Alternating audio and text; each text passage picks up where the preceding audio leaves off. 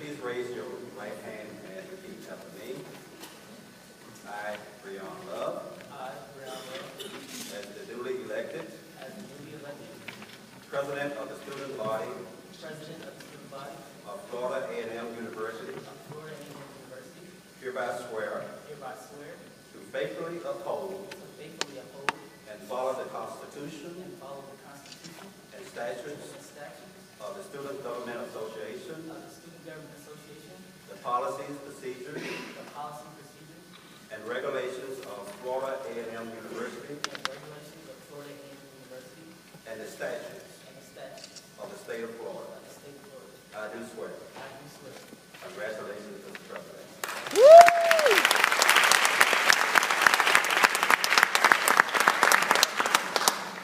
Man, this is an extremely special occasion. I'm so excited to finally be at this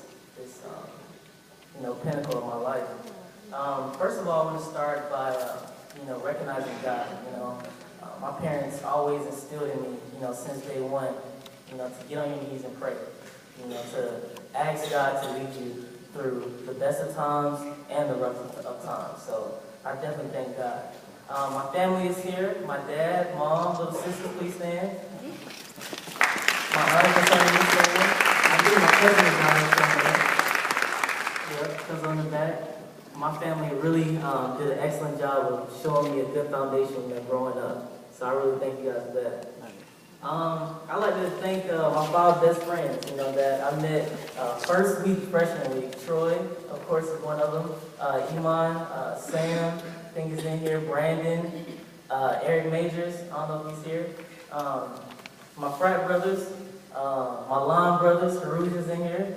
My Ism Kills, I don't know if he's here. But I want to thank y'all, man. Y'all always keep me down to the ground,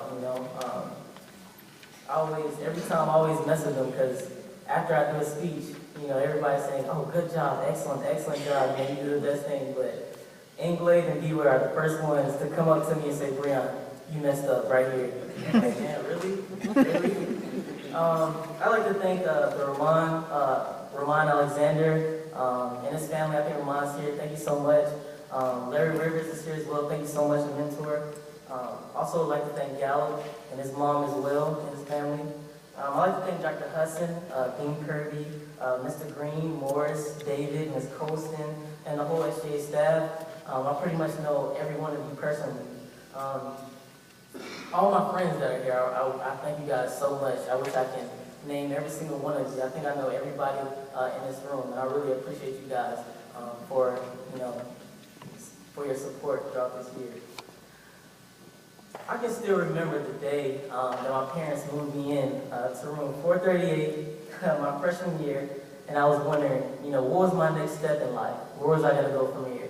I always participated in sports, but as you guys can see, I'm a short guy. There's no way I can go to college and play football like I did in high school. And I wonder, how could I positively affect this great institution of love and charity? As the weeks went on, all I could hear all the time was SGA. SGA, get involved with SGA. And honestly, my first impression, I thought it was the corniest thing on campus, honestly. But as I observed and I saw how effective they were, and how the SGA president and the vice president, Andrew Collins, Melody Lumpkin, they really carried themselves to a high standard, and they really affected change. I knew that SGA was the next step for me. So I decided to run for freshman senator, and many of my peers still make fun of me because my campaign slogan was vote in the name of love. I went on to come and third for senator, and most importantly, I met 5 of my lifelong friends and began my road of servant leadership. And Troy will always tell you, and Asia McFarland and Raquel, they were like our single moms, so they'll tell you we gave them a headache all the time. The funny thing is, a headache all the time, I'm telling you, especially Troy. Oh, I forgot to say, Troy, I hate when you wake me up with the Beatles. Please don't do that again. The funny thing is also that year, I wrote down my goals, like Troy said, on a sheet of paper, and I said I wanted to be finance chair of the Senate. I said I wanted to be SGA Vice President and Student Body President, all while maintaining above the 3.0. That next year, I became Finance Chair and had the opportunity to give over $500,000 to clubs and organizations that truly needed to represent our dear university. My junior year, I had the opportunity to serve with Gallup Franklin as SGA Vice President. And once again, Gallup is an amazing guy and always focused on the best interests of the students before every decision he made. And I want to thank Gallup again for being a good role model for myself and a lot of other young males that are out here on campus.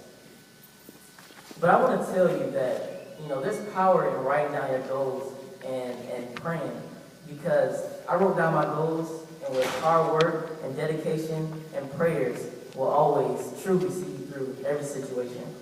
This past spring, as you guys know, I was placed in a position to run for Student Body President, your next university trustee. And honestly, it was one of the hardest times and decisions of my life for my 4 years here at this university. I don't know if some of you remember, but everything was going wrong at that time.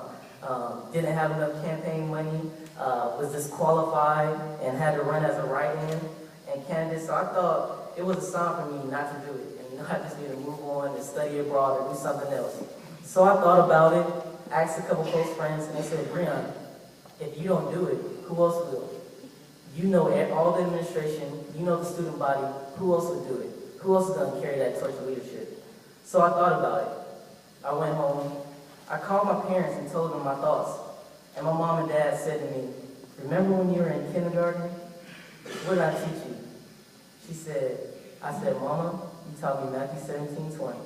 If you have faith the size of a mustard seed, you can tell this mountain move, and it will move, and nothing will be impossible for you. And she ended the conversation. She said, you know what to do. So I took that with me, and I decided to run.